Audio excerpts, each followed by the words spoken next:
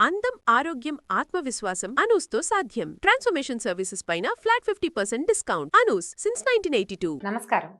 మాఘపురాణం 3వ భాగంలోకి వచ్చాం. శివపార్వతులిద్దరూ మాట్లాడుకుంటున్నట్టు సూతమహాముని చెప్తున్నారు. అయితే ఈయన పరమశివుడు ఏం చెప్తున్నారంటే అమ్మవారికి, మాఘమాస స్నాన ప్రభావం చేత పూర్వం ఒక బ్రాహ్మణుడి కూతురు పాప విముక్తయ్యై తన భర్తతోటి హరి సాన్నిధ్యాన్ని పొందిందట. అది ఎలా జరిగిందో చెప్తారు. ఏం చెప్తున్నారు? పార్వతీదేవి అడిగింది, ఆ బ్రాహ్మణ పుత్రికి ఎవరు, ఆవిడ చేసిన పాపం ఏమిటి, పాప విముక్తి లభించింది అంటే పాపం చేసినట్టే.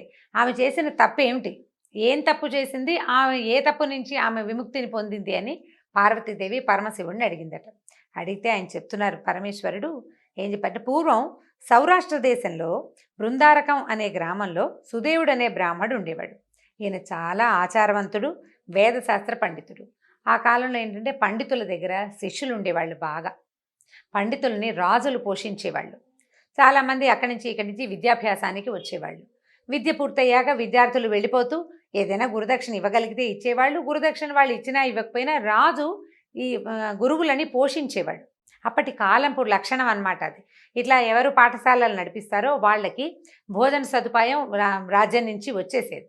లేదా విద్యార్థులు ప్రాంతాల్లో, చుట్టుపక్కల ప్రాంతాల్లో భిక్షాటనకి వెళ్ళేవారు. విద్యార్థుల్ని పోషించే పనేం లేదు, విద్యార్థులు భిక్షాటన చేయటం చాలా సహజమైన విషయంగా ఉండేది. మహాభారతంలో చాలా కథలు అవి కనిపిస్తాయి. ఈసారి ఎప్పుడైనా మహాభారత కథలు చెప్పినట్టు వాటి గురించి వివరంగా చెప్పుకుందాం మనం. అయితే ఏమైంది, ఈయనకి సర్వాంగ సుందరి అయిన ఒక కూతురు ఉండేదట ఈ సుదేవుడికి. అమ్మాయి చాలా అందంగా ఉండేదట. పొడవైన జడ, చక్కటి ముఖము, చక్కటి కనుముక్కు తీరుతో మనోహరంగా ఉండేది. ఇంత అందమైన పిల్లని ఎవరికిచ్చి వివాహం చేద్దామా అని చూస్తుండేవాడు. సాధారణంగా పిల్ల అందంగా ఉందంటే అబ్బాయి కూడా తెల్లగానో పొడుగ్గానో ఏదో అందంగా ఉండాలని భావిస్తారు కదా. సాధారణమైన వాడు కాకుండా ప్రత్యేకంగా సౌందర్యవంతుడైన అల్లుడు కోసం ఆయన ప్రయత్నం చేస్తూ ఉండేవాడు. అయితే ఒకరోజు ఏమైంది, సుమిత్రుడు అనే శిష్యుడు సమిధలు, దర్భలు మొదలైన వాటి కోసం గురువు పంపగా వెళ్ళేవాడు. అంటే ఏం చేసేవాళ్ళు, సమిధలు కావాలి దేనికి, వీళ్ళు హోమం చేయటానికి, దర్భలు కావాలి, ఇవన్నీ అవసరాలన్నమాట. లోపల రోజు 3 పూట్ల హోమం చేసే విధానం ఉండేది. వాటి కోసం బోళ్ళని కట్టెలు, కర్రలు కావాలి. సాయంకాలం అయ్యేసరికల్లా దీపాలు ఉండేవి కాదు. అది ఆ నెగ్గడు వెలిగించుకోవటం కోసం, దానికోసం కట్టెలు కావాలి. వీటన్నిటికీ పనంతా ఎవరు చేసేవాళ్ళు, హోమంలోకి దర్భలు, హోమ అవసరాలకి దర్భలు, పూజా విధానంలోకి దర్భలు, కూర్చోవటానికి అంటే ఆసనాల కోసం దర్భలు, మునులు ఋషులు వాళ్ళంతా కట్టుకోవటానికి నారబట్టలకి నార తీసుకురావటం, ఆ నారని సన్న దారాలుగా పేనటం, వాటితో వస్త్రాలు చేయటం, అవన్నీ కూడా విద్యార్థులే చేసేవాళ్ళు. ఆ పనులన్నీ విద్యార్థులవే, స్టూడెంట్స్దే ఆ పని. అయితే ఈ కుర్రాడు ఒకడు సుమిత్రుడు అనేవాడు సమిధలు, దర్భలు తెమ్మని గురువుగారు పంపిస్తే వెళ్ళాడు. వెళ్ళేసరికల్లా ఒక చిన్న బాల్ పట్టుకుని ఎగరేసి ఆడుకుంటోందట. ఎవరు, గురుపుత్రిక ఉంది కదా అమ్మాయి, అందంగా ఉంటుందని చెప్పుకున్నాము. ఆ అమ్మాయి కూడా అతనితో పాటు వెనకాల వెళ్ళింది. వెళ్ళేసరికల్లా ఏమైంది, సుమిత్రుడు చాలా దూరం నడిచి నడిచి నడిచి ఎక్కడికో వెళ్ళాడు. ఆ అరణ్యంలో ఒక జలాశయాన్ని చూశాడు. ఆ చెరువు గట్టున ఎత్తైన చెట్లున్నాయి. నీరు మనోహరంగా నిర్మలంగా ఉందిట. పద్మాలు, వాటి మీద ఆ వాలుతున్నటువంటి తుమ్మెదల రొద, అనేక రంగుల్లో ఉన్నటువంటి కలువ పువ్వులు, తర్వాత సంచారం చేస్తున్నటువంటి లోపల చేపలు అవి కదులుతూ ఉంటాయి కదా, చిన్న చిన్న మోతలు అవుతాయి, ఎగురినప్పుడల్లా బుడుంగు అని శబ్దం వస్తుంటుంది. వాటితోటి సరస్సు మనోహరంగా ఉందిట, ప్రశాంతంగా మనోహరంగా ఉంది. కోకిలలు గుంపులు కట్టి మధురధ్వనులు చేస్తున్నాయి. చిలుకలు, గోరువంకలు నేర్చుకున్న మాటలు నీకు పలుకుతున్నాయి, ఏవో చిన్నపన్న మాటలు. ఎత్తైన చెట్లతోటి కప్పబడిన ఆ ప్రదేశము ఒక ఏకాంత మందిరంలాగా ఉంది. అక్కడికి ఎవరు వెళ్ళారు, సుమిత్రుడు అనే కుర్రవాడు, అతనితో పాటు గురుపుత్రిక అయిన సౌందర్యవతైన అమ్మాయి కూడా వెళ్ళింది. ఈ గురుపుత్రిక ఏం చేసింది, ఆ చెరువులో ఉన్న నీళ్లు తాగి ఆ వృక్షాలకున్న పళ్ళేవో 2 కోసుకుని తిన్నది. తిని అక్కడ కూర్చున్న తర్వాత ఏమనిపించింది అమ్మాయికి, ఇక్కడ ఎవ్వరు లేరు, మనం ఇద్దరమే ఉన్నామని ఆ సుమిత్రుడిని అడిగింది.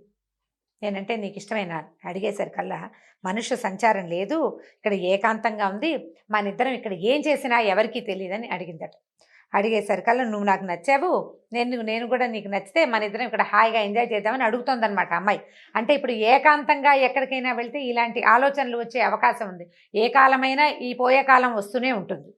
అయితే ఏమైంది, ఇక బలవంత పెట్టడం మొదలుపెట్టింది ఆ అబ్బాయిని. ఆ అబ్బాయి కాస్త ముందు వెనకబడ్డాడు. అయ్యో నువ్వు ఇట్లా అనకూడదమ్మా, నువ్వు గురుపుత్రికవి, నీ ఆలోచనే తప్పు, ఇలా ఏకాంతంలో ఈ రకంగా ప్రవర్తించకూడదు, పైగా నువ్వు గురుపుత్రికవి, నీకు వివాహం కాలేదు, నువ్వు బాలికవి, నువ్వు పైగా గురుపుత్రిక సోదరి సమానం, నువ్వు నాకు చెల్లెలతోటి సమానం, ఇట్లా మన్మథ పారవశ్యంతో మాట్లాడుతున్నావు, ఏకాంతంగా ఉండేసరికి నీకు ఇలాంటి పిచ్చి ఆలోచనలు వస్తున్నాయి, నేను పొరపాటును కూడా నీతోటి ఇలాంటి పనులు చెయ్యను అని నన్ను వదిలిపెట్టేసేయమని బలవంతంగా అతను ఎంత చెప్పినా అమ్మాయి వినలేదట. ఇంటికి వెళ్ళిపోదాం, ఈ తప్పు చేస్తే చిరకాలం నరకవాసం చేయాల్సి వస్తుంది, ఇంటికి వెళ్ళిపోదాము, గురువుగారు మన కోసం ఎదురు చూస్తారు, ఆలస్యం అయితే నిన్ను దండిస్తారు, నిన్ను కూడా కేకలేయచ్చు, సమితలు దర్భలు ఎక్కడ ఉన్నవి ఏరుకున్నవి చాలు పుచ్చుకుని ఇంటికి వెళ్ళిపోదాని రమ్మన్నాడు. అనేసరికల్ గురుపుత్రికి ఒప్పుకోలేదట. ఇప్పుడు పుచ్చివాడ కన్యారత్నము, సువర్ణము, విద్యాదేవత, అమృతత్వము స్వయంగా చెంత చేరినప్పుడు వలదన్నవాడు మూర్ఖుడు. అవి స్వయంగా మన దగ్గరికి వస్తే వాటిని కాదనకూడదట. కాబట్టి మన ఇద్దరం హాయిగా ఇక్కడ ఉందామని ఎంత బలవంతమో పెట్టిందట. ఒకవేళ నువ్వు కాదంటున్నావు కదా, నువ్వే వెళ్ళిపో, నేను చచ్చినా ఇక్కడి నుంచి రాను, నన్ను ఇక్కడ వదిలిపెట్టేసి కనుక నువ్వు వెళ్ళావో మా నాన్న నిన్ను శపిస్తాడు, నువ్వు వెళ్ళిపోయిన తర్వాత నాకేమనిపిస్తుందో నేను చెరువులో దూకి ఆత్మహత్య చేసుకుంటాను, కాబట్టి నేను చచ్చిపోతాను నువ్వు కనుక వెళ్ళావంటే అని బలవంత పెట్టేసింది. అని చేసేసరికి ఇతను ఏమీ చేయలేక సరేనని ఒప్పుకున్నాడు. ఏం చేశారు, బోళ్ళంతసేపు ఆ చెరువులో జలకాలాడుతూ ఇద్దరు ఏకాంతంగా ఉండిపోయారు చాలా సమయం పాటు. చివరికి ఏం చేశాడు, బాగా చీకటి పడే వేళకి సమితలు దర్భలు వాటిని పట్టుకుని ఇద్దరు కలిసి వెళ్ళారు. వెళ్ళిన తర్వాత ఈ కూతురుని చూసి ఏమనుకున్నాడు ఆయన, గురువుగారు ఇన్ని సమితలు దర్భలు తెచ్చిన పిల్లాన్నేమో మెచ్చుకున్నాడు, అమ్మ ఏమిటమ్మా అలసిపోయావు, చక్కగా ఏదైనా పాలు పళ్ళు తిని పడుకోమ్మా, విశ్రాంతి తీసుకోమన్నాడు. విశ్రాంతి తీసుకోమని పంపించేస్తే ఈ అమ్మాయి కానీ అబ్బాయి కానీ ఇలాంటి విషయాన్ని ఎవ్వరికీ షేర్ చేయలేదు, ఎవరికీ చెప్పలేదన్నమాట. తండ్రి ఆ అమ్మాయిని ఏం చేశాడు, కొంతకాలం తర్వాత కాశ్మీర దేశం అయినటువంటి ఒక ఉత్తమ బ్రాహ్మణ యువకుడికి ఇచ్చి వివాహం చేశాడు. చేసేసరికి కొంతకాలానికి భర్త మరణించాడు, భర్త చనిపోయాడు. ఈ భర్తని కోల్పోయి అమ్మాయి నేల మీద పడి ఏడుస్తున్న కూతురుని చూసేసరికి సుదేవుడు చాలా దుఃఖపడ్డాడు. ఇదేంటి, సుఖపడాల్సిన వయసులో నా కూతురికి ఇలాంటి దుఃఖం వచ్చింది, బాధాకరమైన వైధవ్యం వచ్చింది, ఇలాంటి బాధని నా కూతురికి కలిగించిన బ్రహ్మ ఎంత దుర్మార్గుడో కదా, అయ్యో నా దేవుడా ఇలా చేసావు, నా పిల్లని ఇప్పుడు సంతోషంగా ఉండవలసిన వయసు, ఇట్లా చిన్న వయసులోనే వైధవ్యం వచ్చింది నా కూతురికని విపరీతంగా దుఃఖించాడు. అప్పుడు ఏమైందట, దుఃఖిస్తూ ఉంటే దృఢవ్రతుడనే యోగి ఆ ప్రాంతంలో వెళ్తూ ఈ ఎలుగెత్తి పెద్ద గొంతుతో ఏడుస్తున్న మునిని, సువ్రతుణ్ణి, ఆయన భార్యని, సుదేవుణ్ణి ఆయన భార్యని ఇద్దరిని చూసి అక్కడికి వచ్చాడు ఈ దృఢవ్రతుడు. వచ్చి, నాయన ఎందుకు ఏడుస్తున్నావు, ఏమిటి నీ దుఃఖం ఏమిటో చెప్పు, నీ దుఃఖాన్ని నేను పోగొడతాను, ఎందుకు దుఃఖిస్తున్నావో చెప్పమన్నాడు. చెప్పమనేసరికల్లా ఈయన మెల్లిగా వీళ్ళిద్దరిని చూపించి ఇది జరిగింది నాయన అని చెప్పేసరికల్లా ఆయన ఏమన్నాడంటే, దృఢవ్రతుడు కాసేపు ధ్యానం చేసి, అయ్యా నీ కూతురు ఈ అమ్మాయి ఏం చేసిందంటే పూర్వజన్మలో క్షత్రియ కులంలో పుట్టింది, ఇంతకు ముందు జన్మలో క్షత్రియ కులంలో పుట్టి మరి దుష్ప్రవర్తన కలిగి ఉంది. సౌందర్యవతి యవనవతి అయినటువంటి ఈమె తను ఏం చేసింది, తన స్నేహితుల మాట విని, అంటే పరపురుషుల మాటలతోటి విని భర్తని సంహరించింది, ఆ భర్తని వధించింది. కానీ ఈ చంపేసింది ఎట్లా చంపింది, వాళ్ళందరినీ అమ్మాయికి ఏవో ఫ్రెండ్స్ ఉన్నారు, వాళ్ళందరినీ పిలుచుకొచ్చింది. వాళ్ళు అతన్ని కొట్టి చంపేసేసరికల్లా రక్తం కిందంతా పడేసరికి దాన్ని తట్టుకోలేకపోయిందట, భయం వేసింది. రక్తాన్ని చూసేసరికల్లా చూసి ఆమె ఆత్మహత్య చేసుకుందట. అయితే ఆమె పతిహత్య ఆత్మహత్య రెండూ దోషాలే. భర్తను చంపేసింది, చంపిన తర్వాత తను ఏదో బతికుంటే కనీసం ఆ కష్టాన్ని పడి ఉంటే ఒక రకంగా ఉండేది. ఆత్మహత్య మహాపాతకం, ఆ పాతకాన్ని కూడా ఆమె చేసింది. అందువల్ల ఈమె జన్మ ఈ జన్మలో ఇలాంటి కష్టం వచ్చింది. అయితే ఇప్పుడు కింద జన్మలో అంత పాపం చేస్తే ఇలా మునికుమార్తెగా ఎందుకు పుట్టిందని నువ్వు అనుకుంటావేమో. ఈమె ఏం చేసింది, పవిత్రమైన వంశంలో ఎట్లా పుట్టింది, చెడ్డ వంశంలో పుట్టుండొచ్చు కదా అని నువ్వు అడుగుతావు. ఈమె ఏం చేసేదంటే పూర్వజన్మలో మాఘమాసంలో సరస్వతీ నదీ తీరంలో గౌరీ వ్రతాన్ని ఆచరించే వాళ్లతో కలిసి తను కూడా ఇసుకతో చేసిన గౌరీదేవిని పూజించి వ్రతాన్ని అక్కడ చేసుకుంది, పూజ వాళ్లతో పాటు. ఆ పుణ్యం వల్ల ఈమె పవిత్రమైన నీ వంశంలో జన్మించింది నాయన. ఈ జన్మలో కూడా ఆ అమ్మాయి ఆ స్వైరిణిగా తిరిగే తన తత్వాన్ని మార్చుకోలే, ఆ లక్షణం ఆమెతో పాటు వచ్చేసింది. నీకు తెలియకుండానే ఈమె కన్యగా ఉండగానే నీ శిష్యులతోటి దుర్మార్గంగా ప్రవర్తించింది. ఈమె మంచి సన్మార్గ ప్రవర్తన లేదు.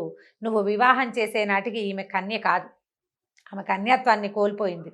కాబట్టి ఆమె కర్మఫలాన్ని, ఆ దోషం వల్లే ఇలాంటి కర్మఫలాన్ని అనుభవించాల్సి వచ్చింది, కర్మఫలితం అనుభవించక తప్పదు కదా అన్నాడు. దాంతో ఆయన ఏడుస్తూ ఆయన చెవులు మూసుకున్నాడు. అయ్యో నా కూతురు ఇలాంటిదా నాకు అంటే ఇప్పుడు కిందటి జన్మలో ఉన్న వాటికి మనమేం బాధ్యత వహించలేం. మరి ఇప్పుడు చేసిన వాటికి బాధ్యత మనమే వహించాలి కదా. ఇప్పుడు మనకు తెలిసి చేసిన వాటికి ఇంత పని చేసింది నా కూతురని ఆ విషయం తెలిసేసరికి అది తండ్రికి ఎంత దుఃఖం కలుగుతుందండి.